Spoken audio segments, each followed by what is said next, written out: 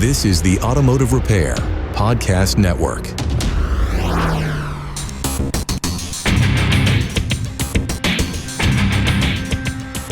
Welcome everyone to yet another episode of Diagnosing the Aftermarket A to Z. I'm Matt Fanslow, and she broke your heart and inadvertently drove men to deviant lifestyles.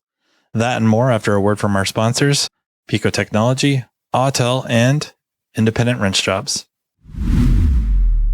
Are you chasing elusive automotive problems? Pico Technology empowers you to see what's really happening. Pinpoint faults in sensors, wiring, and components with unmatched accuracy. Picoscope oscilloscopes transform your diagnostic capabilities. Visit picoauto.com, that's Pico auto.com, and revolutionize your diagnostics today. Autel delivers award-winning automotive diagnostic tools trusted by technicians across North America. Backed by Autel North America experts in sales, training, and technical support. From drivability diagnostics and TPMS service to ADAS and advanced safety systems, Autel helps technicians follow OEM procedures and repair with confidence. Learn more at autel.com. Sponsored by Independent Wrench Jobs, tech-only jobs, no runaround. Built by Technician Find, helping tech since 2017. Join free at independentwrenchjobs.com. I want to bring up the Challenger disaster again.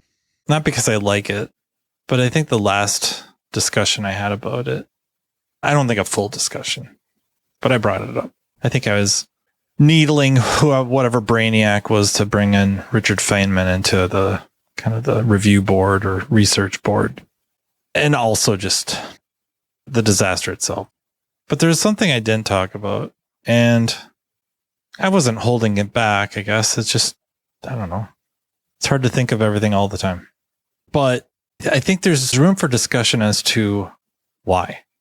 And I think even after that Netflix documentary on it, one could be left with the idea solely that management, under the pressure of time, overruled engineers' warnings because they did know. So if you don't know about the Challenger disaster, of course, the space shuttle blew up 73 seconds after launch. In 1986, it was awful. 7 astronauts lost their lives, and the study, research, fact-finding mission as to what happened blamed an O-ring, a failed O-ring, one that failed in low temperature. It lost its flexibility, if you will, its malleability. It was no longer sealing, it hardened.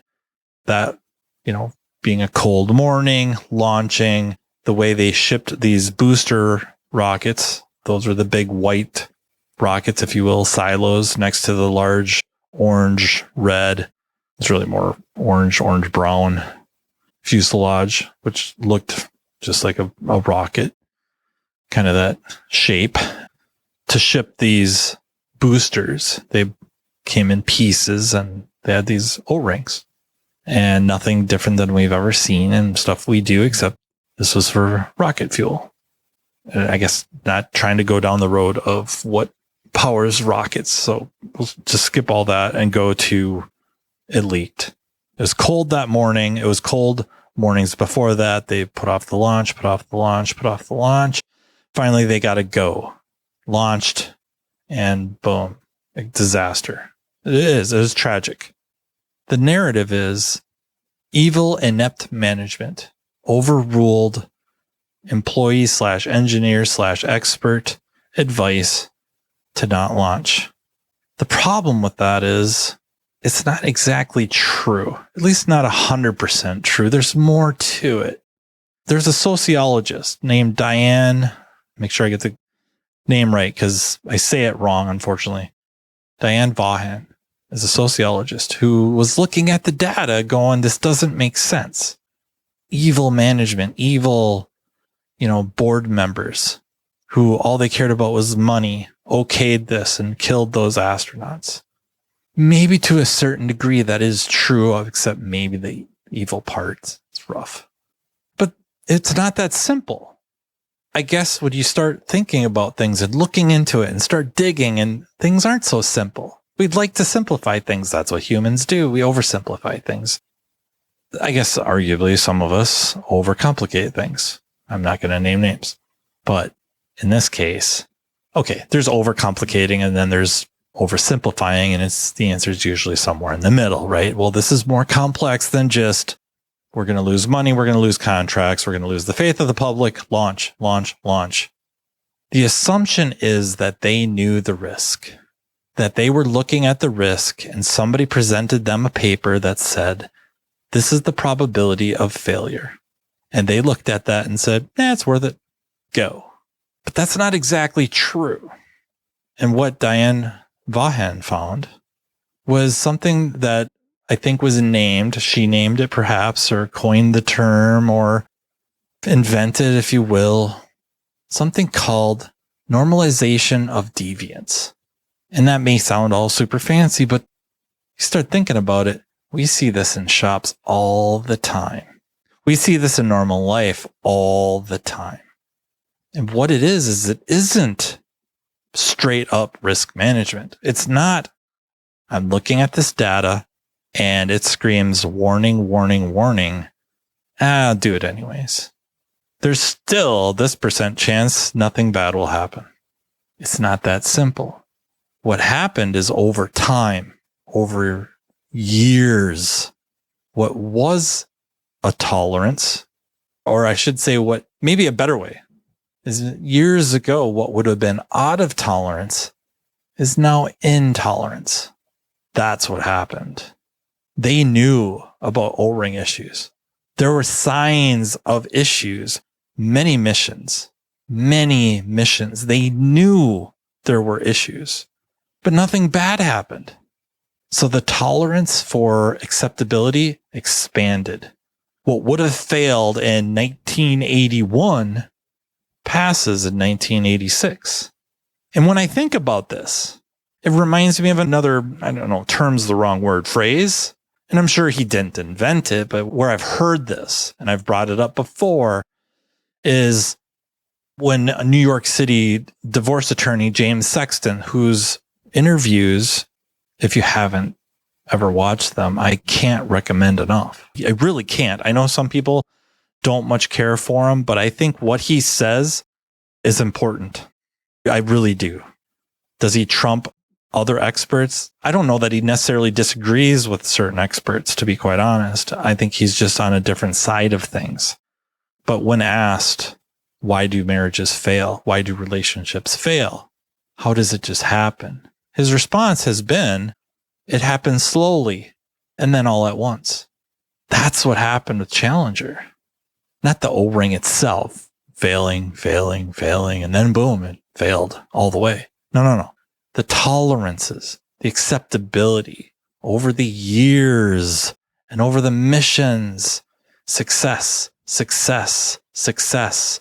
Yeah, there's signs of wear, but nothing happened. It was fine.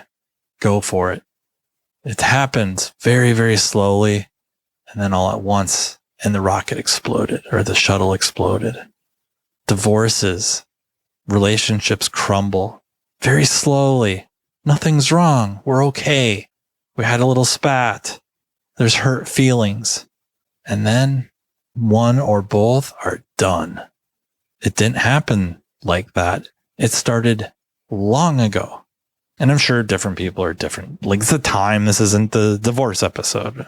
Steckler and I did that already. Although I don't know that we necessarily explained it. And then really, if you listen to any episode with Margaret Light, especially earlier ones with her on relationships, we go into that. And then even further with any reference to like Gottman's and marriage counseling for your shop. Like, there's hints to that things like that don't just boom happen. So Challenger explodes because of a normalization of deviance. Now let's look at shops. And the one I think most would be thinking about is ADAS. I don't know if that's a good example, to be quite honest. You know what I mean? Because I don't think it starts out where a shop is doing wheel alignments on cars that explicitly state that certain calibrations must be done afterwards. An Audi, these calibrations should be done per the manufacturer after a wheel alignment that adjusts thrust line. Okay. Well, they start out, they do it. They sublet it. They bring in a mobile tech, whatever, mobile company, send it to the dealer. They get them done. And then there's one that slips through the cracks. They don't get it done. No warning lights, no complaints, 5-star review. Customer maybe paid for the calibration, didn't get done. Maybe they got reimbursed. Maybe they didn't. Oh, we don't want them to know we didn't do it, but let's just wait and see. I don't know. Not cool. Not the right way, but that's how it starts. And then another one, like we can't get them in. The Audi dealer won't be able to do it for 2 weeks or a week, or it's been sitting on their lot. This is the last time I'm going to send it there. It takes them forever. So it gets skipped. It gets missed. And after years, 2, 3, 4 years, maybe more, whatever, you just stop doing the calibrations. You stop quoting the calibrations. You just don't do them. Never had a problem. I don't know that I've seen anything really pop up. I've seen a couple of lawsuits and stuff against glass companies start to come up. I don't know that I've really seen a repair shop yet, or even a collision shop off the cuff concerning ADAS calibrations. Some of that stuff's hard to find because it depends on where it gets, how far it gets. I think there's some stuff against dealerships, but nothing happens for how long, and then it does.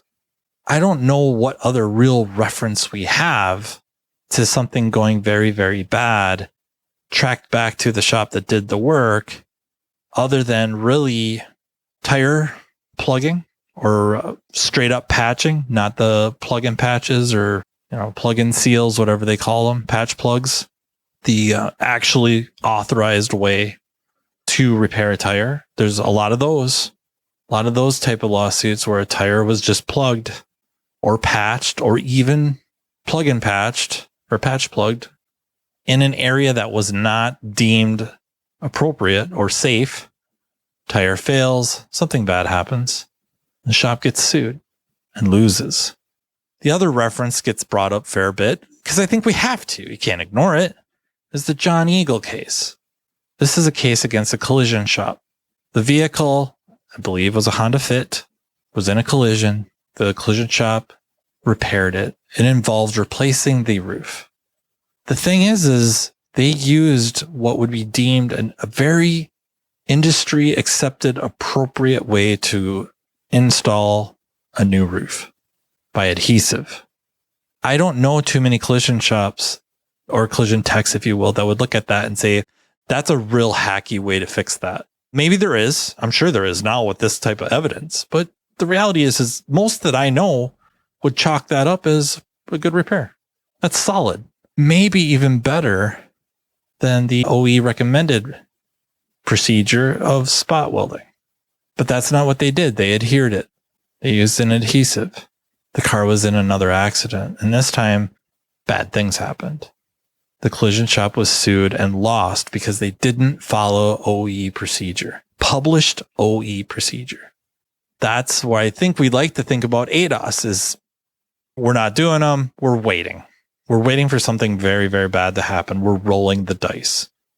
Maybe that's what it's going to take. I'd rather it didn't, but maybe that's what it takes is some big media driven thing like, the key programmer level stuff or bigger where people got hurt because the shop did not have an ADAS calibration done, didn't do the calibrations, didn't do them right, didn't document it, something like that. I wish it wouldn't come to that. I wish we would just do the calibrations and the shops that aren't doing them, not throwing the shops that are per the manufacturer's recommendations, throwing them under the bus. That makes no sense to me. I'm not big on throwing anyone under the bus, really. But it would make more sense for the shop that's trying to follow procedure, throwing the shop or tech or whoever for not doing them against OE recommendations. At least that's somewhat logical. I don't think it's a great long-term plan, but at least it's reasonable. The shops that are not following OE procedure are demonizing the shops that are. That's awesome. Just ridiculous. So yeah, now we have to educate clients about that too. And then what do you do with that? Shop is now just thrown a shop facility trying to do things the right way, following the procedure set by the manufacturer that built the thing. Electric and hybrid vehicles are here, and with them, a new era of diagnostics. Don't get left behind. Pico Technologies EV diagnostic kits are your all-in-one solution to safely and efficiently service any electric or hybrid vehicle. From comprehensive high-voltage system analysis and installation testing to guided step-by-step procedures, Pico puts the power of confident repairs right at your fingertips. Future-proof your shop, boost your efficiency, and become the go-to expert for the next generation of cars. Visit picoauto.com today. That's PICOauto.com. This episode of Diagnosing the Aftermarket A to Z is brought to you by Autel. Autel is a global developer and manufacturer of award-winning professional automotive diagnostic tools and service equipment, trusted by technicians, educators, and shop owners across North America. With diagnostics at their core, Autel's real-world solutions support repair workflows ranging from full system vehicle diagnostics to servicing the most advanced automotive technologies. What sets Autel North America apart is the team behind the tools.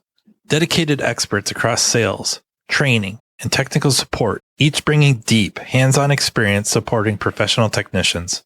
When questions arise, you're working with people who understand the vehicles, the procedures, and the real-world demands of modern repair.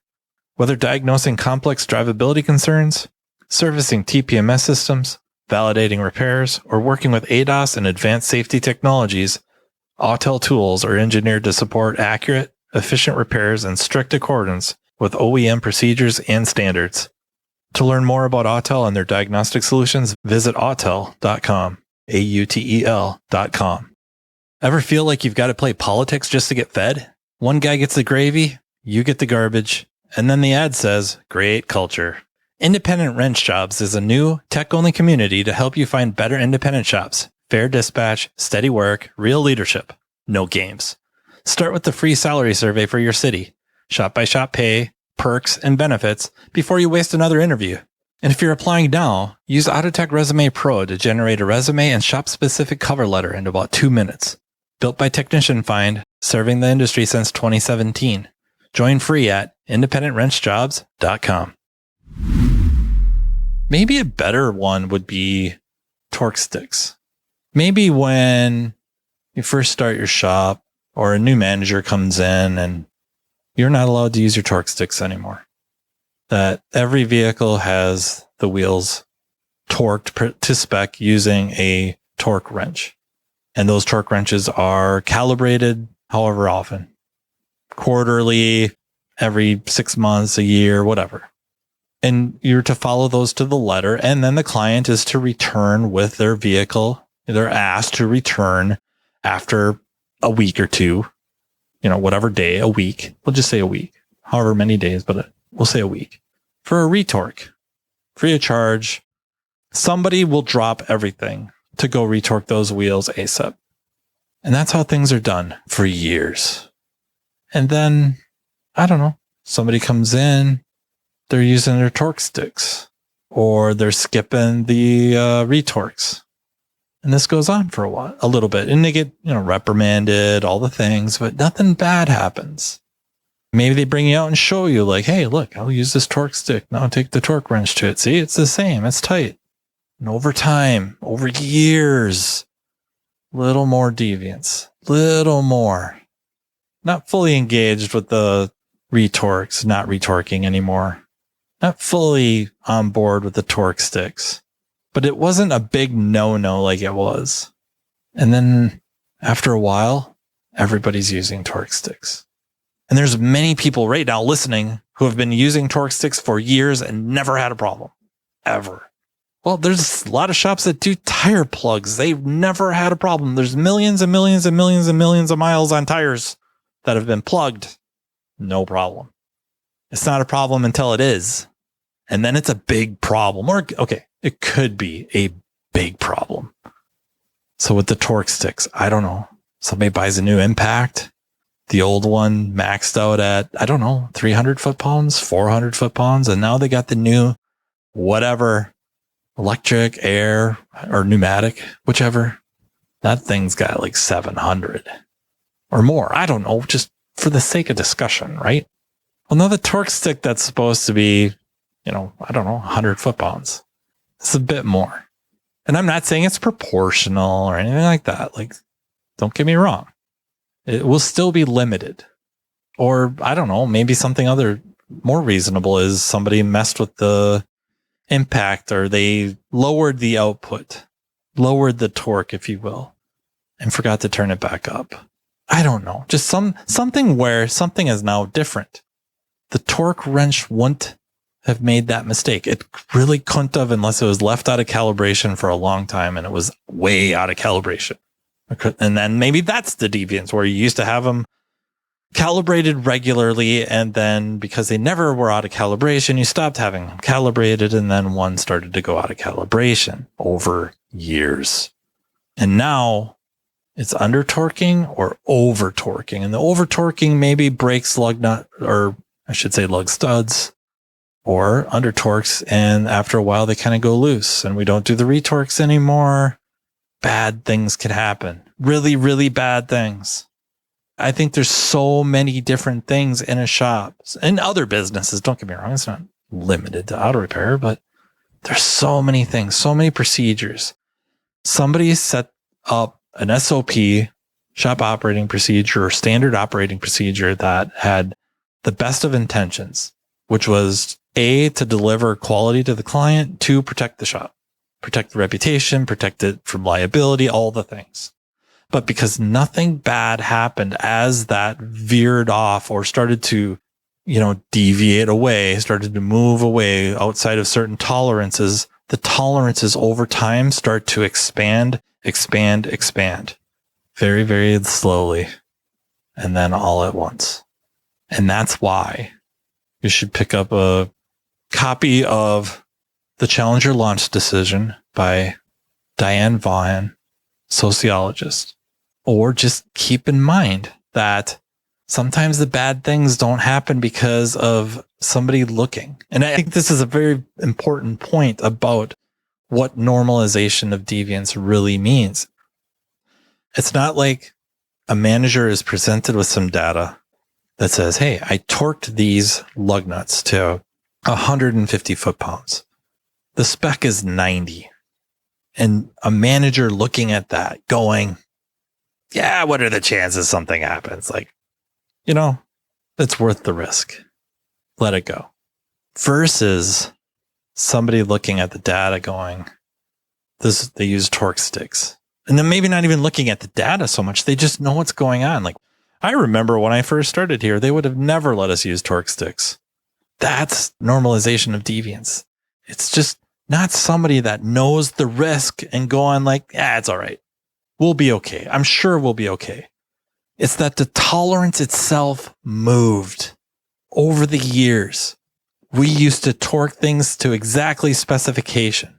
And over time, we started to look the other way on 10%, 20%. And now it's, 150%. And it's within spec. Our tolerance of acceptability, like, it should be okay. You might not even say it that way. You might just be like, don't even think about it. That's what it is. And I think it happens on the shop floor. I think it happens just in KPIs. I think it happens in people's behaviors and their relationships, all of it. Think about what used to be a certain way. And I'm not saying be rigorous in areas where evolution shouldn't occur. But on the flip side, when there is a reason for a tight tolerance, and because nothing bad happened, it's okay. And just that becoming the new normal. Like, I would never call my girlfriend a name and then we're engaged, and I really would never call her a name. And then we had that one fight and I called her a name, but she didn't get that mad. And then more arguments. And then I'm just calling her a name in every argument, but nothing bad happens. We don't have more arguments because of it. It's just now that tolerance has been expanded. I personally would have never done that, but through time and acceptance, it's being allowed. And then we're married, and arguments, or just maybe not arguments, just little spats, little frustrations, not even close to arguments, but there's name calling. That would have never, ever, ever happened. But because of time and acceptance, their tolerance, my tolerance has changed. Maybe their tolerance hasn't, but mine has, because there hasn't been any repercussions until one day I come home and she's not there anymore. And she's had enough. It wasn't even a spat. Like, she said something and I responded with a name, and that was it. She was done. This didn't really happen to me. I'm just using it as an example of tolerances expanding. My personal tolerances. Maybe hers didn't. Maybe should have the other way. She should have set boundaries. Different discussion. Same thing happens over and over and over. And we need to be aware of it and understand that it's not foul play. It's not somebody being nefarious. It's actually natural. I hope you got a kick out of that, or see some value in that. Go watch the Netflix documentary, go pick up the book, or just think about it. Think about just all the stuff in the shop. And it could be little stuff. Maybe it's uniforms. Used to require everyone wear a uniform, and it's just gotten a little more lax. Everyone had to wear protective footwear. Now they don't. Used to be really anal about safety glasses. Now we don't. At least, when they're using tooling that should require that. Used to be super vigilant about training. It just, after a while, there hasn't really been anything we couldn't do. So yeah, we just we don't push it like we used to. Those are all examples. And be aware. Be aware of something going awry, something failing very, very slowly, all at once. So that's how I will leave you. Thank you so very much for listening. Really appreciate it. If you're on YouTube, please leave comments.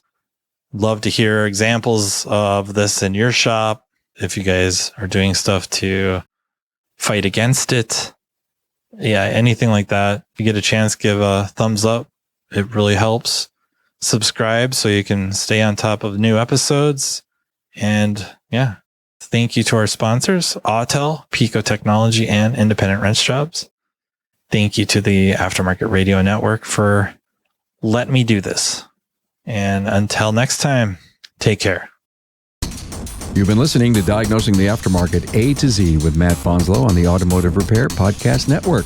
Download our exclusive podcast app at automotiverepairpodcastnetwork.com, because the best conversations in the industry start here. Want Matt to cover a specific topic? Check the show notes for his email. Your input matters.